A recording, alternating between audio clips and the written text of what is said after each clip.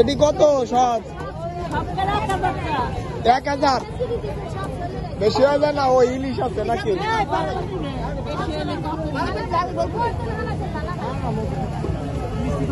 এই খোকা, এই এটি কত বিক্রি করতেছো? হ্যাঁ হ্যাঁ, এই যে মাছগুলা, হ্যাঁ 50 টাকা এতগুলা মাছ দিয়ে দিতেছো, বাহ। আর ডিম, ডিম সব মিলায়া? ওরে বাবা, সব মিলায়া কত? টাকা 200। আরে বাবা রে, গাইস এইখানেই আসলে আসার দরকার। হ্যাঁ হ্যাঁ হ্যাঁ, এইখানেই আসার দরকার। দেখেন কি দাম কম মাছের।